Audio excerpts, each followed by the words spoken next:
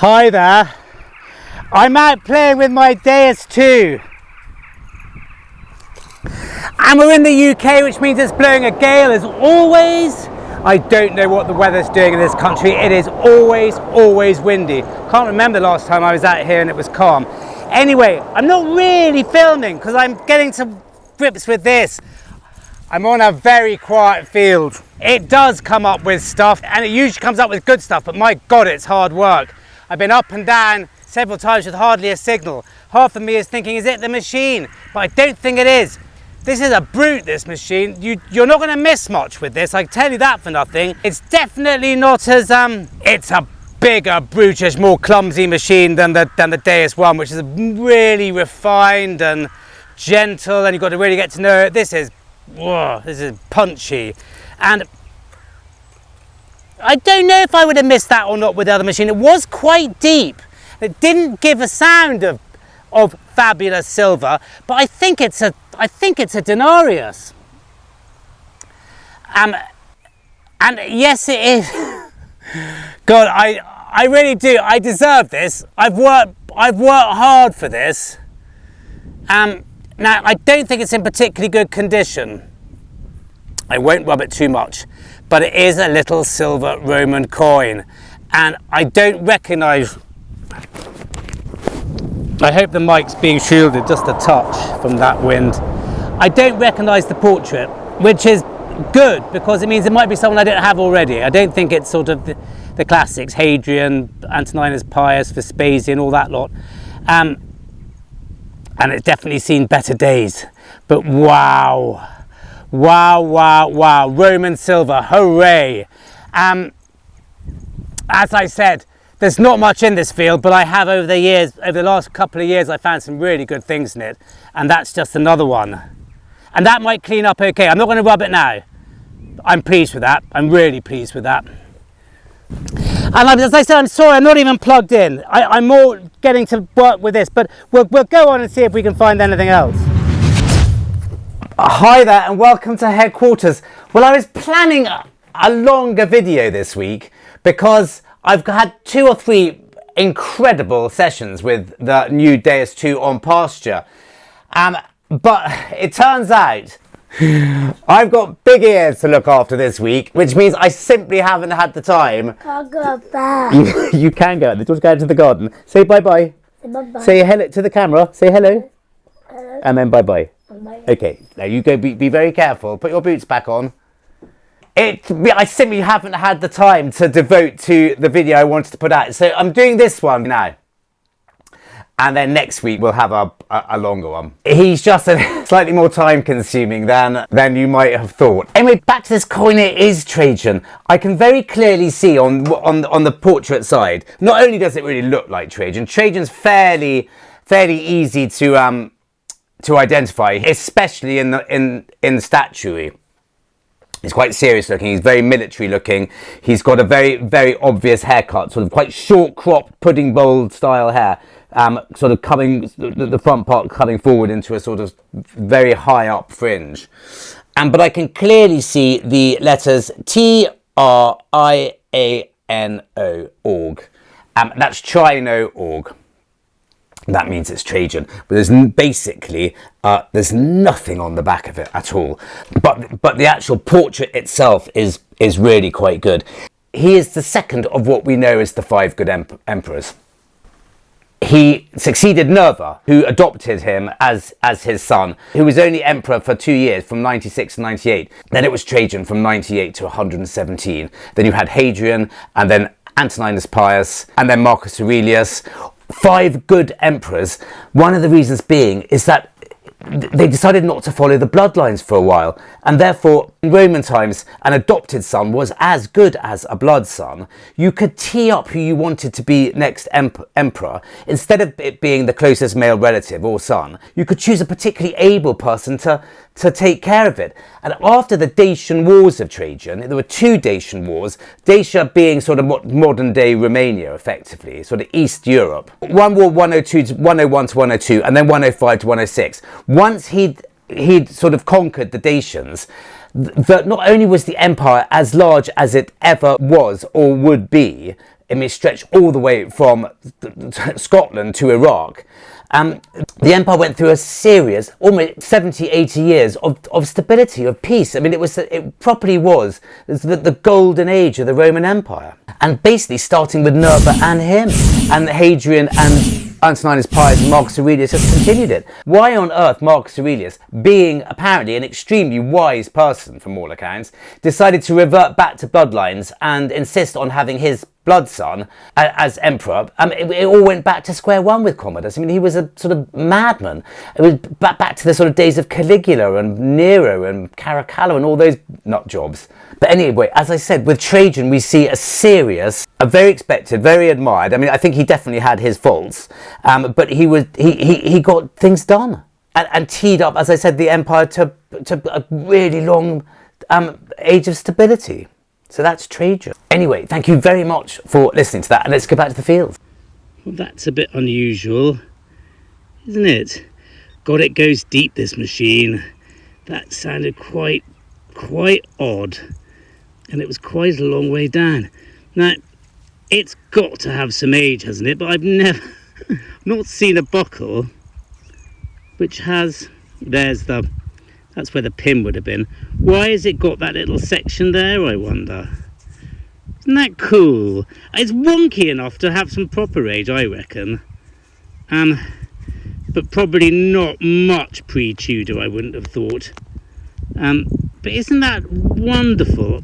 God knows what it was for. But maybe it's bespoke. It looks sort of Art Deco, doesn't it? It looks like sort of modern art, sort of Mondrian or someone.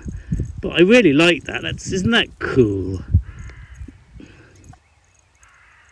Well, I'm just on my way home. I wish I was plugged in. I am sorry. That's not sounding quite as loud as it was when it was in the ground. It sounded like a bloody great cartridge. It's not. This machine is pleasing me.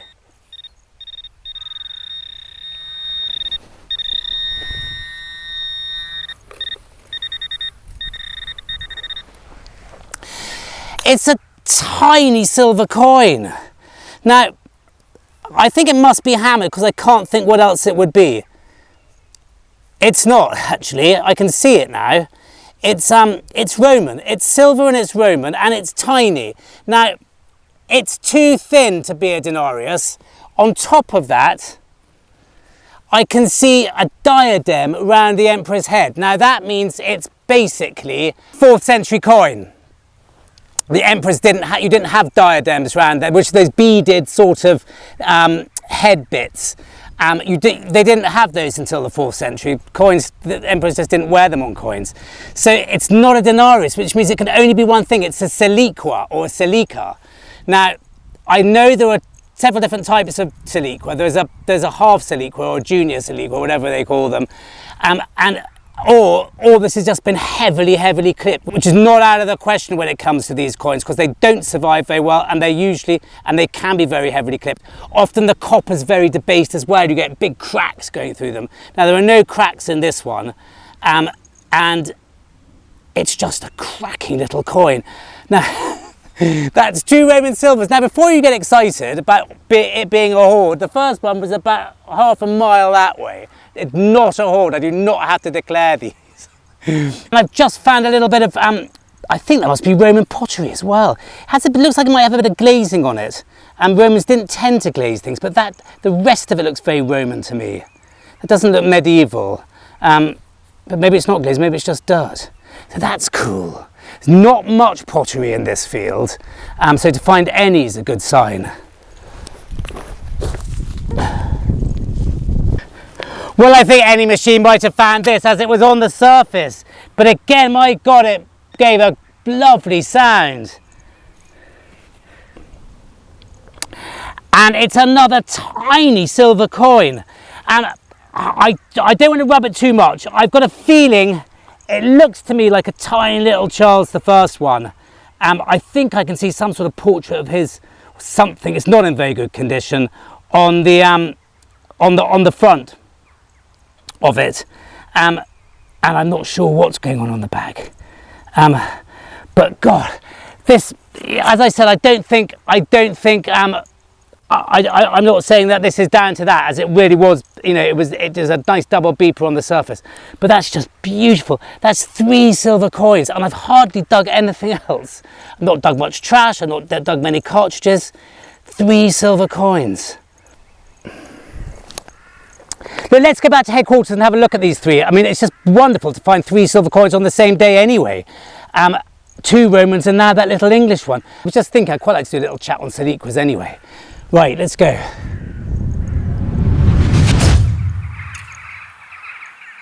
Well, these are cracking little coins to find. They are siliquas. They're spelled S-I-L-I-Q-U-A. So it's either siliqua or siliqua. Since I get into so much trouble for pronouncing Celtic in the wrong way quite often than Celtic, even though technically you can say both. It's from, I think the original Keltoi from the Greek had a K, but the Celtic we use comes from the French word with a C, and it would have been a soft C. I mean, how many? Give me one more example of an English word beginning with C and then an E, which is pronounced K. Not enough said, I think. But anyway, back to this. It's a siliqua, so silica or siliqua, I think it's siliqua, plural siliquae. And there's not an awful lot to go on. I mean, if I properly cleaned it, there's a bit of legend on one side, and there's a sort of a seated, I think, deity or something on the other side. Now, these are 4th century silver coins, and they were introduced by Charles. They were introduced by Constantine. They didn't take over the denarius, but the denarius was last minted, even though it was pretty much out of circulation, by Diocletian at the very end of the 3rd century. But it had easily had its heyday by then of being the sort of the major Roman silver coin, major Roman coin from sort of Republican times onwards. The Antoninianus, introduced by Caracalla in 215, was supposed to be a double denarius, but it only had 1.5 times the silver in it instead of 2 times the silver right from the beginning, and it slowly got more and more debased. And the Antoninii that we find today, I don't have one to hand. That's probably one. The reason that they're copper, basically look copper, is because that's what they were. I mean, the silver content was just a wash over them. But the silica, on the other hand, even though sometimes probably not 100% silver, was to all intents and purposes a silver coin. Now, I thought this might be a small silica, but it's not. It's actually just an extremely clipped one, which means someone's gone around the outside clipping all the silver off, and all you are left with is basically almost just the head of the emperor. More often than not, when you're finding these coins, this is the sort of condition you're going to find them in. They were clipped within an inch of their lives after the Romans left, almost as the Romans were leaving in the sort of early 5th century. And I did read somewhere that part of it was either the Saxons clipping them to use for their own silver coinage, or the fact that when you've got them that size, they basically look like the similar Saxon coin of the day, which was a skeet, which were tiny little silver coins as well. Now, as I said, they're usually clipped, but here I'm fortunate enough to have found 2 of these coins which aren't clipped at all. I mean, they're absolutely beautiful. One thing that, oh dear, get into trouble for doing that. Sorry for dropping my gold coin, by the way. Someone said in my last video how disdainful I'd been by dropping my gold coin onto an oak desk, and presumably they thought I was going to absolutely damage it and it would be completely worthless from that point onwards. I'm just can't be bothered to answer that. Suffice to say, I've got that gold coin here. This is a tough old brute. I mean, I'd have a hard time damaging it even if I wanted to. I mean, and as far as bending it back goes, this is a solid gold coin. I'm not going to ruin it. And do you know what I'm going to do? I'm just going to do it again. There you go. I've double ruined it now. But what even these full silicas have in common is they are often, I don't know if it's necessarily the way they're struck, or maybe the sort of slightly debasement of the silver itself, but they often have cracks in them. And you know, to find one in really good condition, like, well, do you know what that one is in pretty, almost perfect condition? It's Julian the Apostle. It's a Julian coin, which were quite common to find, with the wreath on the other side. But just to find a full siliquas in itself is a really is wonderful. But But as I said, they often have floor lines in them, and part of it's because they're so thin. I mean, I've got that Denarius, which is not very silver looking, but it is silver, of Trajan we looked at earlier. I mean, that's a bulky coin. These siliquas, I mean, God, I don't dare try, but I'm sure I could snap it if I wanted to. They are thin coins, but they are rather wonderful coins, and nice things to find in this country, especially if they're in that sort of condition. Well, I've rushed off and come back again. I did have it here a second ago. I can't find it, but while I've got you, that belt buckle we found, I looked it up on CJ's buckle page. I'm not going to even leave you a link to it because it's the easiest thing to find in the world, and it's the most brilliant website for buckles. You put buckle ID into Google and up it'll come, and it gives you all, I mean, there's probably nothing that you could possibly find which is not in here. It goes from Roman right down to history behind the buckle and Georgian buckles, and I went straight to the Tudor ones because that's how I had an inkling that's what it was. And there you go, type 3A and number 29, there she is. And I went back and looked at the text, and it said 3A, and it says 3A square or rectangular double loop. Number 29 R1 is a belt buckle with an additional small rectangular loop for attachment of a sword belt via a hooked fastener. So that's that, a nice early Tudor buckle. So I'm absolutely thrilled with that. That's one good thing. And then very quickly also, that other tiny little silver coin we found is a Charles I penny. I do find the odd one of these up there, and they're jolly nice to find. And what's even nicer was the way that machine picked it up. It absolutely binged it out, and it's a tiny wafer thin coin, so that was really good. Even though it was on the surface, you're not going to miss things. You're not going to miss much with that machine anyway once you can handle it. And so that's that. It's a lovely little Charles I penny. So thank you very much for watching. We won't go back to the fields because that's it. I don't find anything else. But please do keep a lookout for the next two videos because they should be really something. And it's using the Deus II on pasture both times, and I have a hell of a time. It's absolutely wonderful. So from me and him and the dog, thank you very much for watching, and see you soon.